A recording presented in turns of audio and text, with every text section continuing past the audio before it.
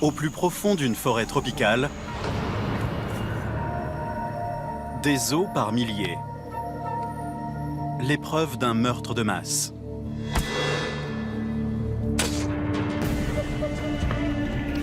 Les victimes, probablement des personnes de haut rang. Une dynastie royale au sommet de sa gloire, ont été exécutées et jetées dans un bassin rempli d'eau. 1000 ans plus tard, cette excavation contient les preuves irréfutables non seulement du destin tragique de ces individus, mais aussi du déclin de l'une des plus grandes civilisations de l'histoire. Un mystère qui implique passion, jalousie et avidité.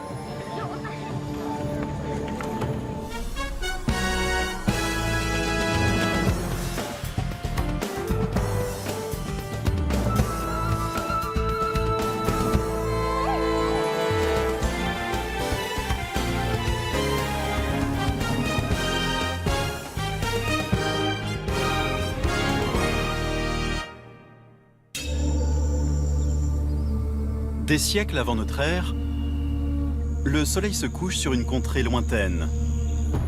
Une terre pleine de splendeur, une terre de richesse, une terre gouvernée par des rois puissants. Des chefs au pouvoir illimité, excessivement riches, qui profitent de tous les plaisirs de la vie. Les maîtres du destin. Mais quelque chose va bientôt survenir. Quelque chose que tous leurs pouvoirs ne pourront empêcher. Leur vie va bientôt changer, à jamais.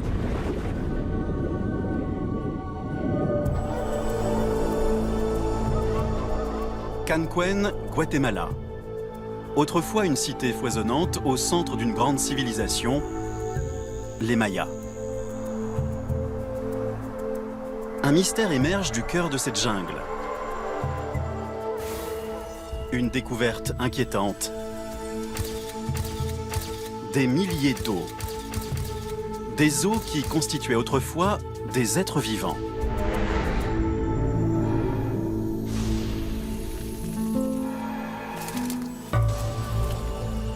Cette découverte laisse les archéologues pantois. Dans cette jungle, la chaleur, l'humidité, les insectes et l'acidité du sol transforment d'habitude les os ensevelis en poussière. Pourtant, l'état de conservation de ces os est quasi parfait. Pour l'archéologue Arthur Desmarest, la découverte est rare, passionnante et troublante à la fois. On se sent comme un détective qui se rend sur les lieux du crime pour y découvrir des choses très étranges. Il y a beaucoup d'éléments inhabituels sur ce site. Étrange et perturbant. Il y a une telle quantité d'eau. Et bien trop de cadavres. Peut-être des dizaines de morts ont été jetés dans un bassin rempli d'eau. Tous en même temps. Il leur est arrivé quelque chose de terrible. Mais quoi? Et pourquoi? On peut penser en premier à un sacrifice humain. Ça paraît horrible à nos yeux, mais pour les Mayas, c'était essentiel à la vie. Ils croyaient que leur dieu exigeait du sang humain. Les Mayas leur en faisaient cadeau. En échange, leur dieu leur garantissait des récoltes généreuses et considérait leurs rois comme des êtres divins.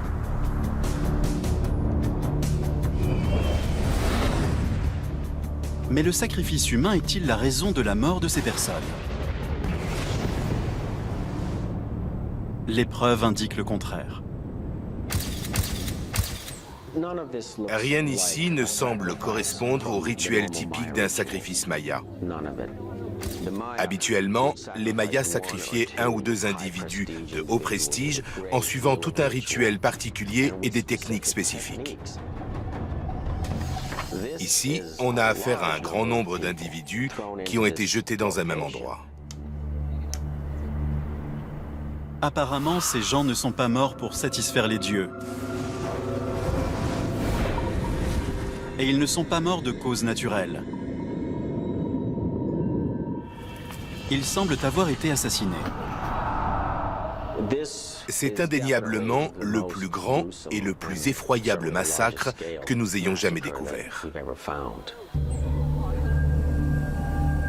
Un massacre sans mobile apparent, perpétré sur des inconnus, par des tueurs non identifiés. Une affaire non élucidée, vieille de plusieurs siècles, qui ne demande qu'à être résolue. Ces squelettes brisés doivent encore dévoiler leurs secrets. Cependant, un élément clé est déjà connu. Des morceaux de poterie ont été retrouvés parmi les os. D'après les experts, ils remontent à environ 800 ans après Jésus-Christ. C'est une découverte cruciale, qui nous amène tout droit sur les lieux du crime. Autrefois très animée, Canquen était une des nombreuses cités-États situées sur un territoire de la taille du Nouveau-Mexique ou de l'Italie. Cette zone recouvre maintenant le sud du Mexique, le Guatemala, Belize et le Honduras. Il y a 1200 ans, c'était le territoire des Mayas. Une cinquantaine de cités-États indépendantes étaient éparpillées dans la forêt tropicale.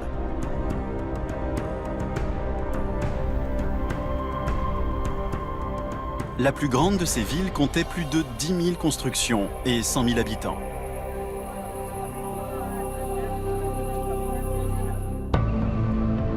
Les Mayas ont érigé de magnifiques édifices, ont créé des œuvres artistiques sublimes. Ils ont inventé le système d'écriture le plus complexe d'Amérique et ont élaboré leurs propres mathématiques.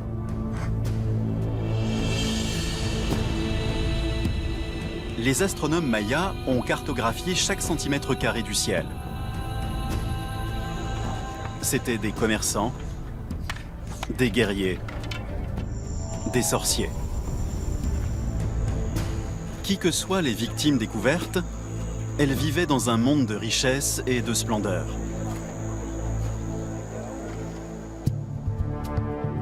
Leur ville n'était peut-être pas la plus grande, mais elle avait un avantage unique: sa situation. Canquen se trouvait à la jonction des principales routes de commerce mayas.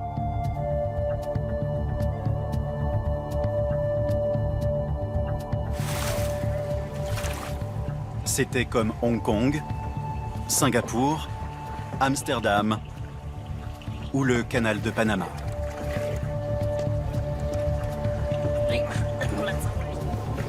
Dans cette partie du monde, pour acheter ou vendre quoi que ce soit, il fallait passer par Canquen.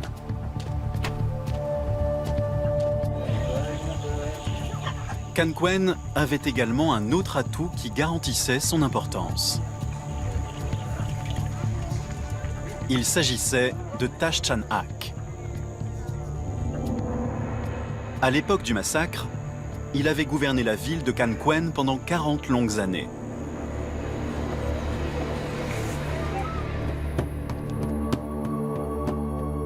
Chaque ville maya avait son propre roi. Mais Tash Chan-ak était le plus populaire de tous.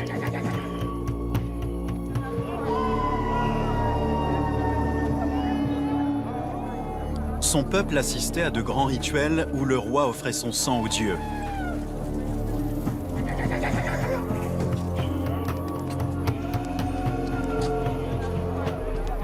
Il se lacérait le corps, se coupait la langue et se perçait même le pénis en échange de la paix, de la prospérité et de la pluie salvatrice. il se tailladait les chairs pour le bien-être de son peuple. Il l'incitait au dévouement le plus total.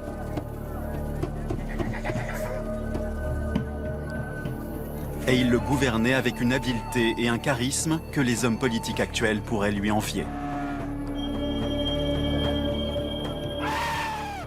Les chefs divins qui réussissaient à être populaires, comme Taj Chanak, étaient des gens qui avaient en eux un petit peu de David Beckham et de Mick Jagger, avec en plus du Bill Clinton, et peut-être aussi du Machiavel ou du Kissinger, pour vous donner une idée. C'était un mélange de toutes ces personnalités avec en plus le côté religieux du pape Jean-Paul II.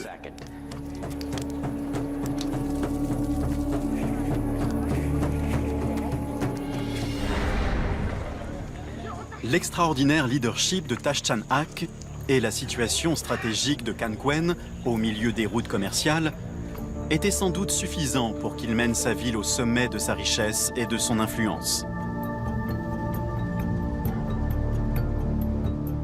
Il n'avait peut-être pas besoin d'une armée pour dominer ses concurrents. Si quiconque transgressait la loi, il pouvait couper son accès aux biens sacrés qui affluaient dans sa ville, comme les coquilles de Spondylus et les plumes de Quetzal.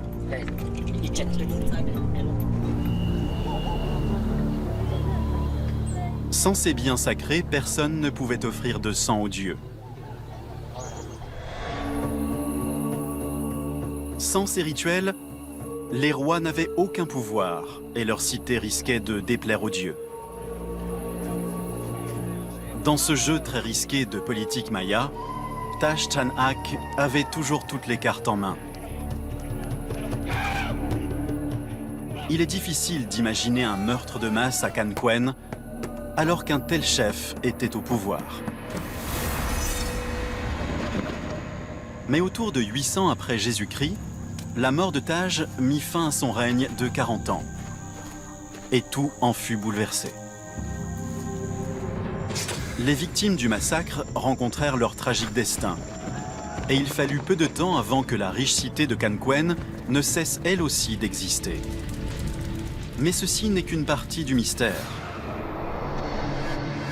En 100 ans, toutes les villes mayas avoisinantes devinrent des villes fantômes.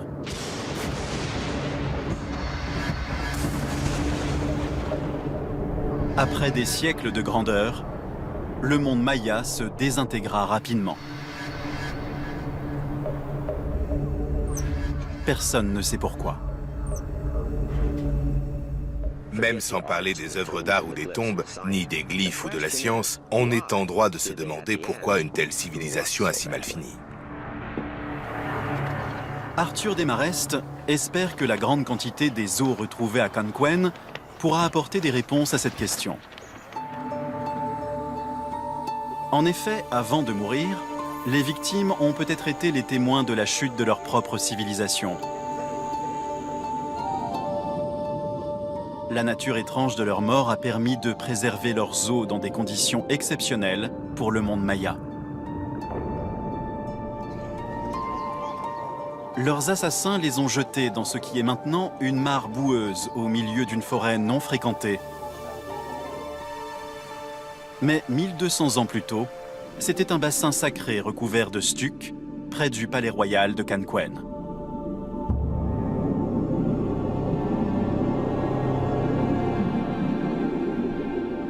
Les corps ont coulé dans le fond boueux.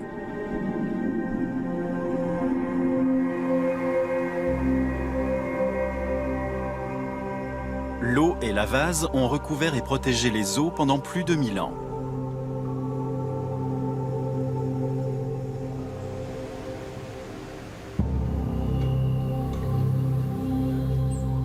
À présent, ces restes révèlent des informations qu'aucun autre os maya n'ait jamais pu dévoiler.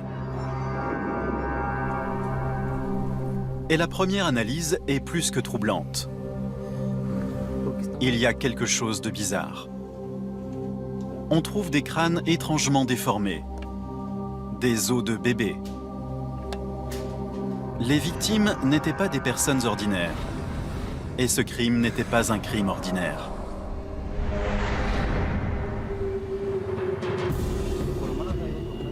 Au Guatemala, une découverte rare permet de faire la lumière sur un crime ancien. Les preuves suggèrent qu'il s'agit d'un horrible massacre. Dans une ancienne cité maya, autour de l'époque où toute la civilisation s'est mise à décliner. Immédiatement, les fragments d'eau brisés décèlent quelque chose d'étrange. Un problème avec les crânes. Ils ne sont pas normaux. Si on compare ces deux fronts, on remarque que celui-ci a été enfoncé vers l'arrière, complètement, ce qui provoque un élargissement des deux côtés de la tête. Comparé à un crâne normal, celui-ci a le front plat et le sommet allongé. Ça ressemble à un étrange défaut génétique. Mais il n'en est rien. Il pourrait bien s'agir d'une marque de vénération volontaire. Certains experts pensent que les Mayas refaçonnaient les crânes pour honorer le dieu du maïs. Les Mayas vivaient et mouraient près de leurs récoltes.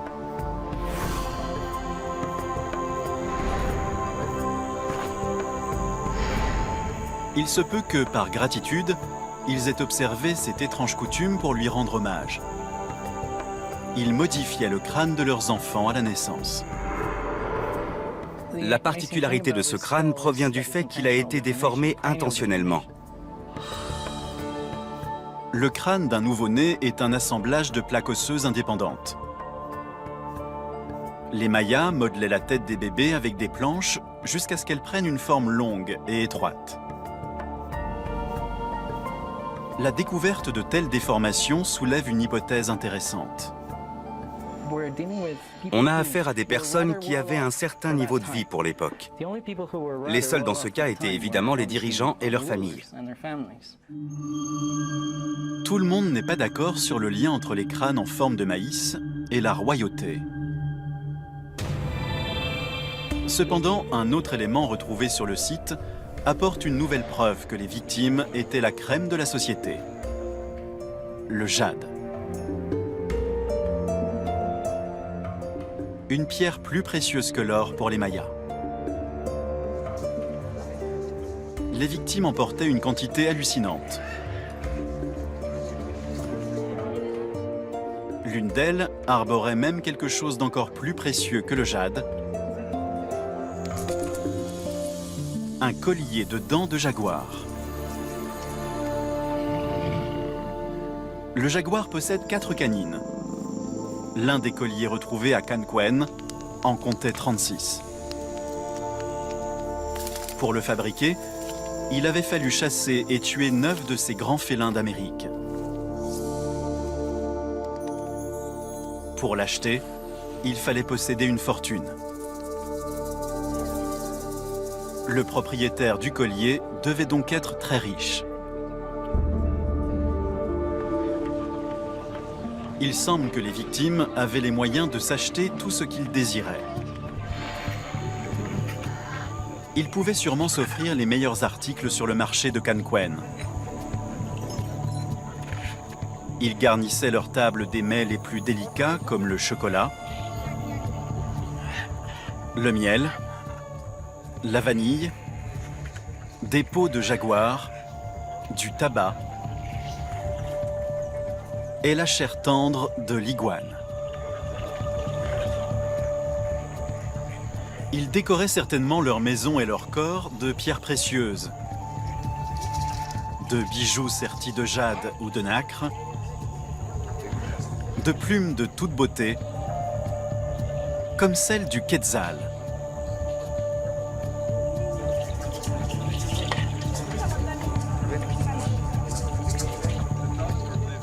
Seuls les nobles pouvaient posséder une plume de quetzal. Si un roturier osait tuer un quetzal, il pouvait être exécuté. Le jade et les plumes de Quetzal, ainsi que tous les autres articles précieux, ne pouvaient appartenir qu'à des nobles et des rois. Personne ne pouvait les acheter. Il fallait être un seigneur sacré pour en posséder.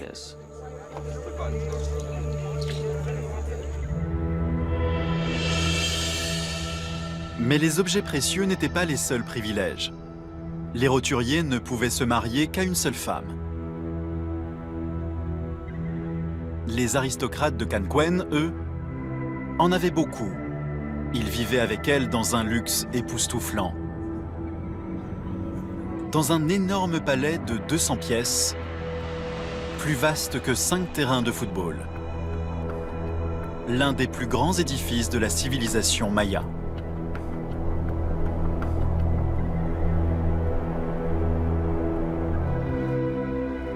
Ils supposaient que leur mort serait aussi luxueuse que leur vie.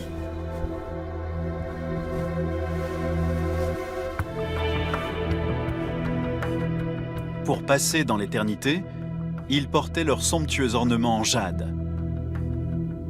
Ils s'aspergeaient de cinabre, le précieux symbole de la vie éternelle, et afin de toujours rester magnifiques, ils cachaient la décomposition du mort derrière un superbe masque mortuaire.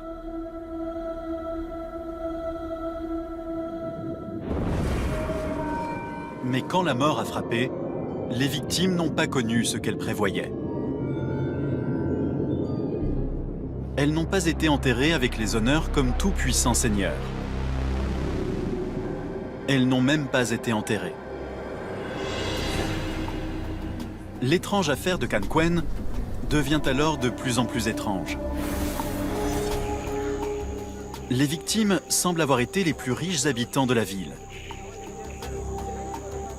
Elles possédaient sans doute les biens les plus raffinés.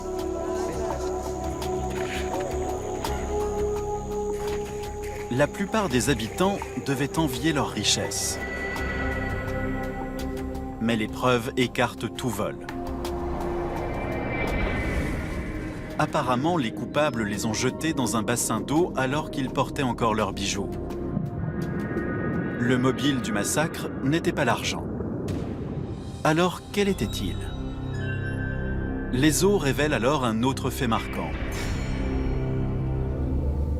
Les victimes n'étaient pas tous des hommes.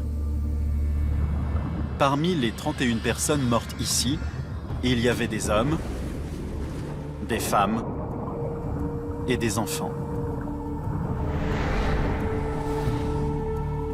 Une autre information provenant du site fait froid dans le dos. Elle dévoile que les meurtres n'étaient pas qu'un simple massacre. Quoi qu'il soit arrivé à ces gens, la mort n'a peut-être pas été le plus abominable.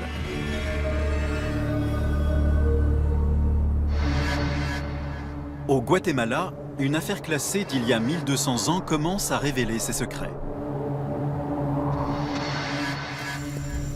Les assassins et leurs mobiles sont encore inconnus. Mais une nouvelle preuve est apparue. L'arme du crime. Des haches en silex et des couteaux ont été retrouvés avec les squelettes des victimes. Cette nouvelle découverte dirige l'enquête vers une voie très sombre. Ce que nous observons ici, c'est peut-être la preuve qu'il s'est passé quelque chose de soudain et que ça a été évidemment très violent. Les enquêteurs ont déjà vu ce genre de preuves auparavant.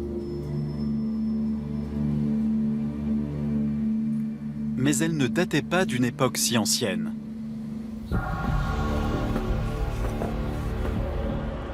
Pendant la violente guerre civile guatémaltèque, en Bosnie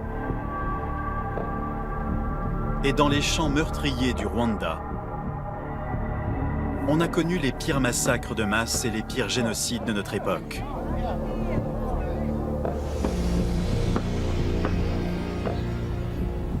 Les os de victimes découpées en morceaux, démembrées.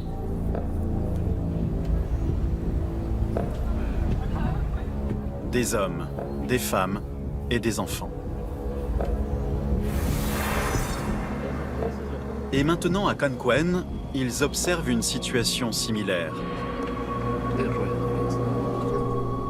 Pratiquement tous les os que nous avons observés comportaient des traumatismes. Personne ne sait vraiment si les os ont été fracturés avant ou après la mort, ni pourquoi.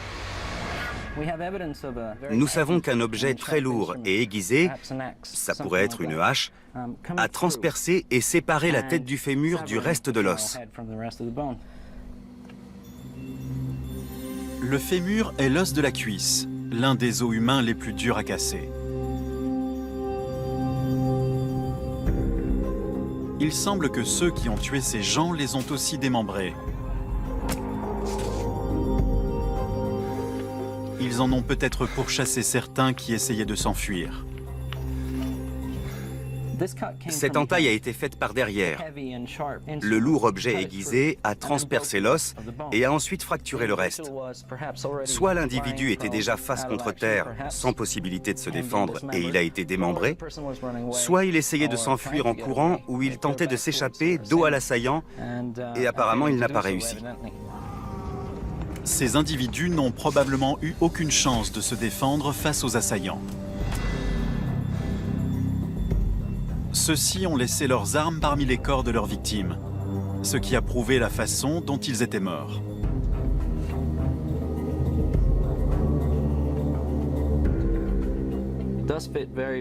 Ce fragment entre parfaitement dans l'entaille sur l'os. Cette petite blessure a sûrement été faite ici, à l'arrière de la tête d'un enfant. On voit les dommages qui ont été causés de l'intérieur.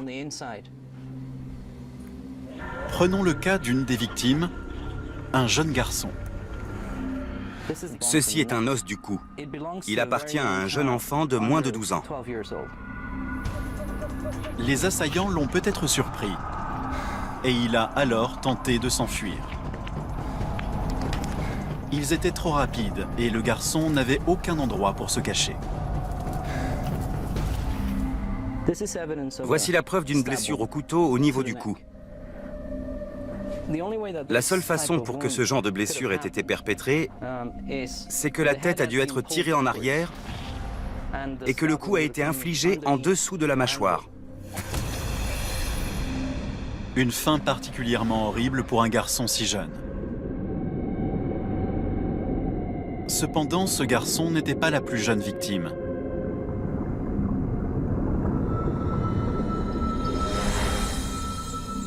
Ceci est un os appartenant à un bébé. Ces os sont des os de hanche. Le plus petit est celui d'un fœtus de 32 semaines et celui-ci d'un autre de 38 semaines.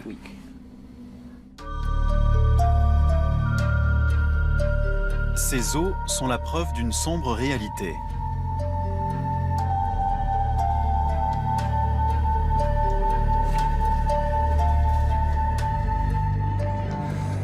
Ce n'étaient pas des soldats morts à la guerre. Ce n'était pas non plus un sacrifice religieux. Pourrait-il s'agir de l'extermination d'une famille entière ?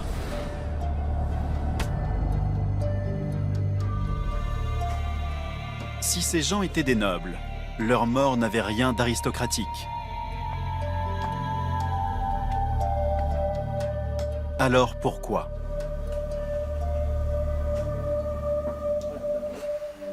À présent, sur le site des fouilles, une nouvelle découverte creuse le mystère. À 70 mètres du bassin contenant les os, se trouve une tombe peu profonde. À l'intérieur, gît le squelette fortement décomposé d'un homme. La personne qui a enterré cet homme a pris la précaution de disposer dans sa tombe une rangée de magnifiques coquillages sculptés. Dans la civilisation maya, ceci est une marque de vénération qui honore seulement les morts les plus importants. Mais les Mayas nobles reposent dans de magnifiques tombeaux.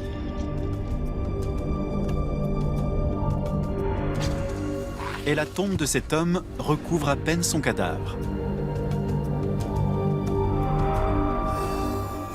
Cette sépulture est très étrange. Il n'y a pas de tombe, pas de cyste, pas même de dalle en pierre au-dessus, et le trou ne fait que 60 cm de profondeur dans la boue. Et pourtant, l'individu est paré d'une très belle coiffe qui lui descend jusqu'aux pieds.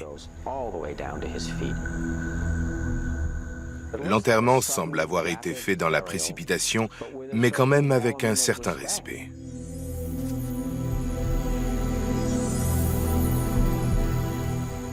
Qui était cet homme? Le secret se cache dans les coquillages.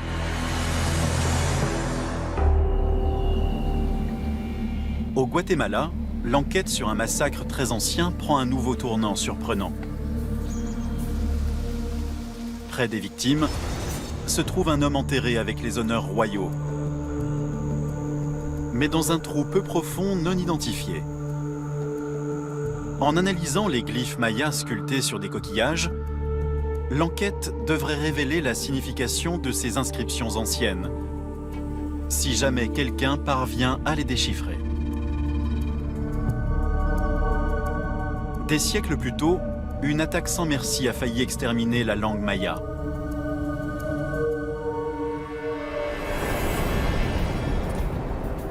« 1519. Les premiers Européens débarquent sur le territoire maya. Des conquistadors espagnols à la recherche d'or.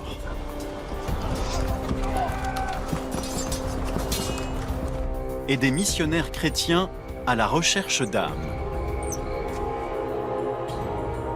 À leur grand étonnement, ils découvrent des livres écrits dans la langue maya, la langue la plus avancée jamais inventée aux Amériques. Ces livres témoignent du génie de cette grande civilisation. Des calendriers complexes, des textes sur l'astronomie, des plans pour des rituels grandioses. Mais pour les Espagnols, ce sont les œuvres de Satan. Incapables de les lire, gênés par leurs étranges images, les Espagnols décident de les brûler. Seuls 4 livres ont survécu à la destruction incessante des conquérants.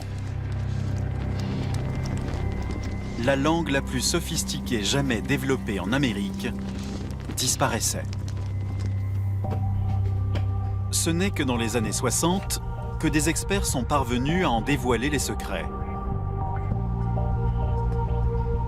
Mais ont-ils suffisamment de connaissances pour lire les coquillages de Canquén?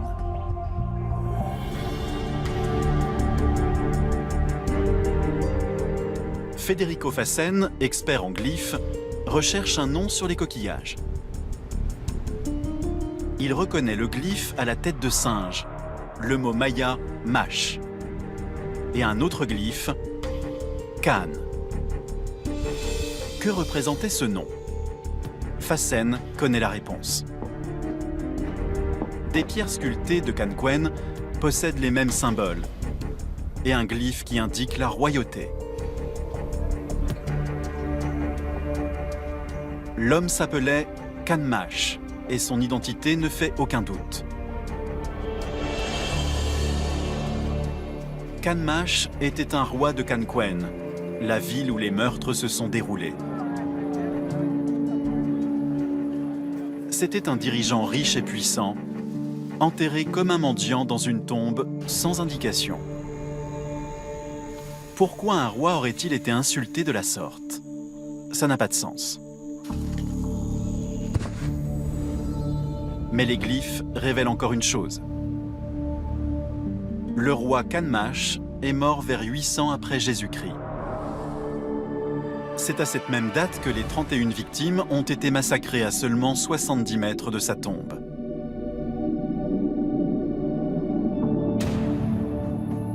Serait-ce possible que les victimes aient fait partie de la famille de Canmash, une famille royale? Arthur Desmarest fait un triste parallèle avec une famille du XXe siècle, les Romanov.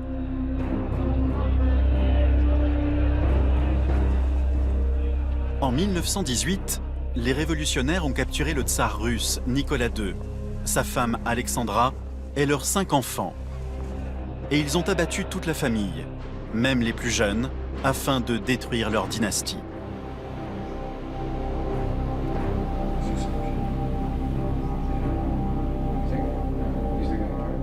Les victimes de Canquen ont-elles été, elles aussi, exterminées délibérément?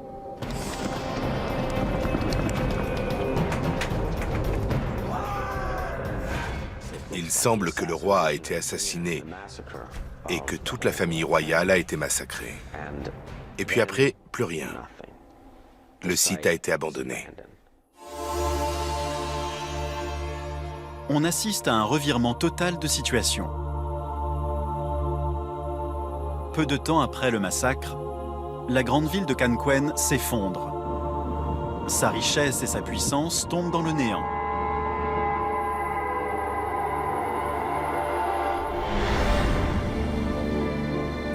Alors que les preuves s'accumulent, on commence à y voir plus clair. L'affaire du massacre de Canquen est bien plus complexe qu'un simple meurtre. Fait numéro 1, les meurtres de Canquen ont été perpétrés vers 800 après Jésus-Christ. Fait numéro 2, le roi Kanmash est mort vers 800 après Jésus-Christ. Fait numéro 3, la cité de Canquen a soudainement disparu de l'histoire vers 800 après Jésus-Christ.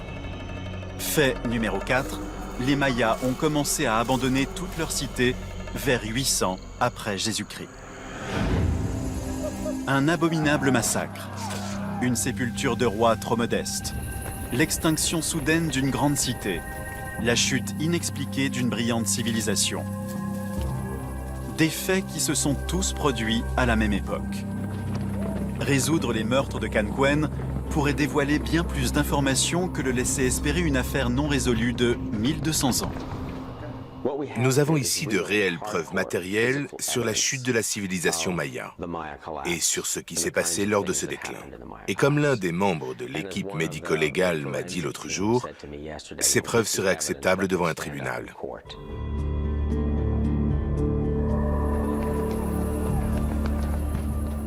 Personne n'est certain de la cause du déclin des Mayas.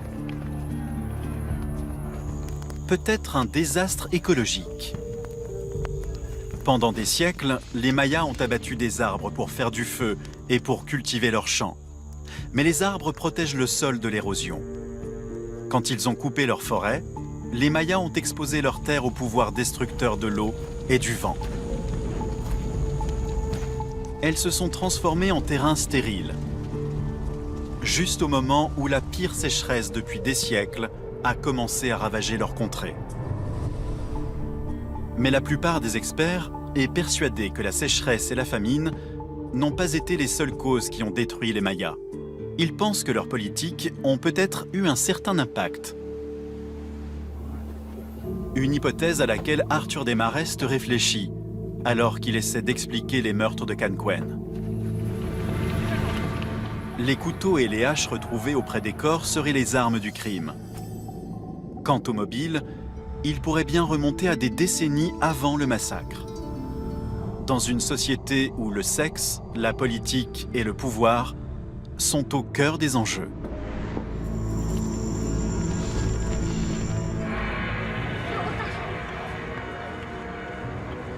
Vers 800 après Jésus-Christ, le roi maya Kanmash a été enterré de manière très peu conventionnelle.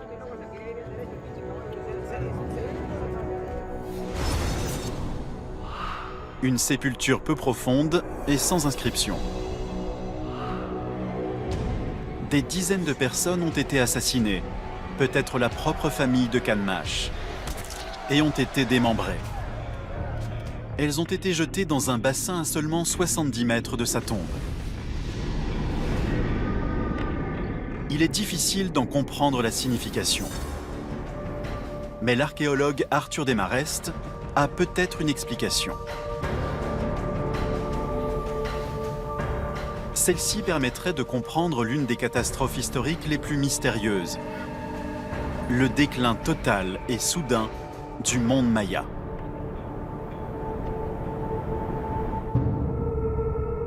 Autour de la même date que les meurtres de Canquen, un grand nombre d'individus a soudain abandonné la ville et d'autres cités mayas. Avant de mourir, les victimes de Canquen ont peut-être vu les milliers de réfugiés quitter la ville et traverser la forêt tropicale. Les villes où ils s'installaient à la recherche de nourriture et d'un abri ne pouvaient supporter l'afflux. Dans une certaine mesure, on a ici une sorte d'effet domino où les cités de l'Ouest ont peu à peu été abandonnées. C'était un problème de population déplacée, comme diraient les Nations Unies aujourd'hui. C'était des dizaines de milliers, voire des centaines de milliers de gens qui perdaient leur maison et qui migraient vers d'autres régions. Le nombre de personnes de plus en plus désemparées augmentait. Soudain, la situation est passée de très mauvaise à totalement catastrophique. Tout à coup, il y avait 10, 20, 30 000, 100 000 personnes qui se déplaçaient vers une région. La situation devenait invivable. La société s'est effondrée à une vitesse surprenante. Juste après la mort des victimes du massacre, la ville de Canquen n'existait plus. Le magnifique monde des Mayas commençait à disparaître. Et le chaos et les effusions de sang prirent le dessus.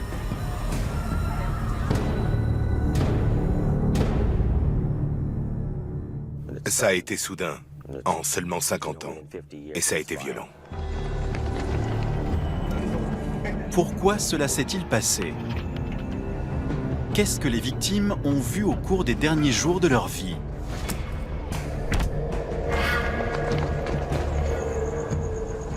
On a longtemps tenu pour responsable la combinaison de deux facteurs, la sécheresse et la surpopulation. Trop de gens, mais pas assez à manger, auraient détruit la civilisation maya. Mais une autre théorie apporte un nouvel élément à ce destin tragique. Un élément qui pourrait être l'un des mobiles des terribles meurtres de Canquen.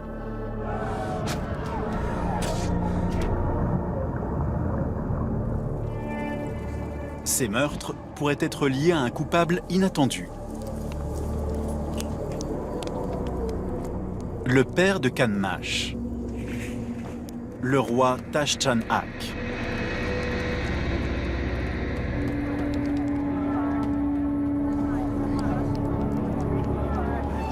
Le plus grand des monarques de Canquen n'a pas directement tué son fils et sa famille.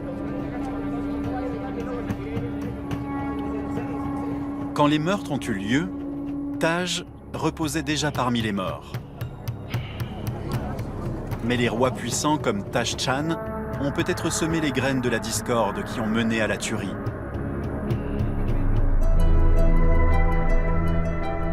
Non pas par la violence, mais par les relations sexuelles, en donnant le droit au roi Maya de posséder autant de femmes qu'il désirait. Et pas seulement pour le plaisir. Comme les autres chefs mayas, Taj pouvait forger des alliances en se mariant avec des filles d'autres rois. Plus il faisait d'alliances, mieux c'était. On peut parler de polygamie stratégique. Un roi comme Taj avait pour but d'agrandir son pouvoir. Mais pour ses descendants, cela signifiait un désastre à venir. Même si tous ces mariages royaux ont en effet créé des alliances durables, ils ont également provoqué un problème encore plus durable. Les enfants royaux. Les experts ont fait les calculs. Si le roi d'une cité maya avait seulement 4 enfants, et que chacun d'eux en avait 4 également, et que chacun de leurs 16 petits-enfants en avait 4 également, le roi aurait 32 arrière-petits-enfants. Et ceci avec une seule femme. Si on multiplie ce nombre par plusieurs femmes, après seulement 200 ans, plus de 500 personnes dans une seule cité maya pouvaient se prétendre de sang royal. Arthur Desmarest pense que c'est une des raisons pour laquelle le palais royal de Canquen comptait plus de 200 pièces. Et c'est pourquoi, malgré sa forte prospérité, la ville bouillonnait de vives tensions. La rivalité entre les nobles et les rois, la concurrence entre eux, était au cœur de la civilisation maya ordinaire.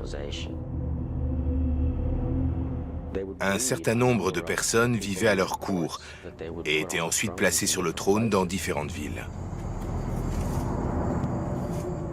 Les nobles subalternes s'efforçaient d'améliorer leur prestige, qui était la source majeure de leur puissance. Ce n'était pas qu'une question de guerre, de rituel ou d'alliance. Il fallait construire les plus grands temples et exposer ces richesses les plus impressionnantes. Cette concurrence entre les chefs devait leur demander de dépenser de plus en plus. Les victimes de Canquen appartenaient-elles à ces aristocrates qui passaient commande d'édifices toujours plus grandioses pour surpasser les autres? Si oui, ce ne sont pas eux qui les construisaient, ni eux qui les payaient. C'étaient les gens du peuple qui s'y collaient et qui devaient travailler sans solde et payer des impôts. Le fardeau sur la société, sur les classes moyennes et les plus pauvres, était de plus en plus lourd par rapport à ce qu'on leur demandait de produire pour faire face à ce système de rivalité grandissant. Vu sous cet angle, le monde luxueux des victimes de Canquen paraît soudain très différent.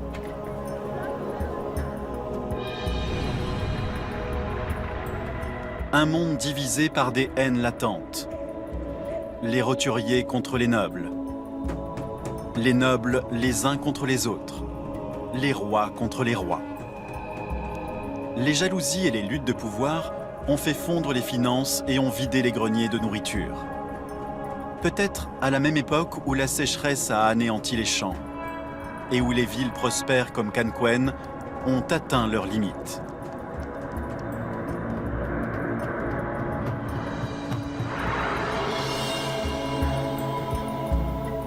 Soudain, l'enterrement irrespectueux de Canmash ne semble pas si étrange. Et le massacre d'une famille entière ne semble pas si incongru.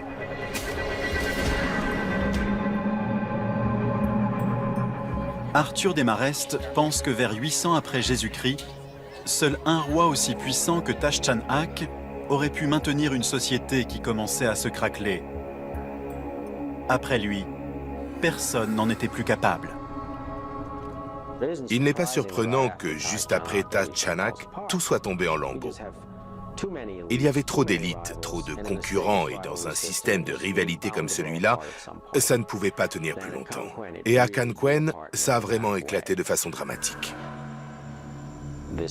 Cette découverte est une sorte de pièce maîtresse, car elle permet de rapprocher plusieurs éléments qui expliquent le déclin des Mayas. C'est très inhabituel de trouver ça, de découvrir une sorte d'arrêt sur image.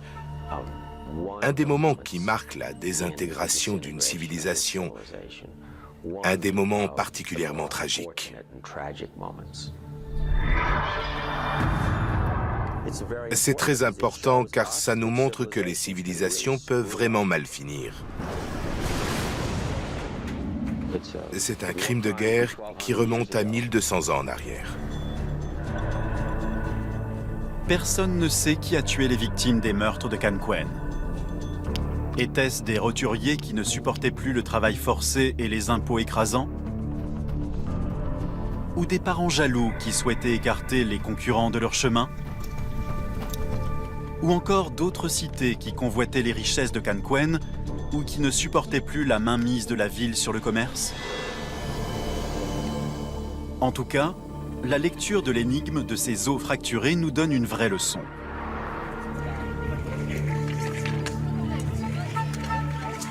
Les Mayas ont prospéré pendant plus de 1000 ans. Ils ont nourri de larges populations au milieu des tropiques. Ils ont construit de grandes villes de toute beauté. Ils ont établi des calendriers d'une étonnante exactitude. Ils ont créé un langage sophistiqué, des mathématiques complexes et des œuvres d'art magnifiques. Ils ont maîtrisé la nature, le temps et le monde de l'esprit. Mais il y a une chose que leur intelligence n'a pas réussi à maîtriser et qui les a finalement détruits. Ils n'ont pas réussi à se maîtriser eux-mêmes.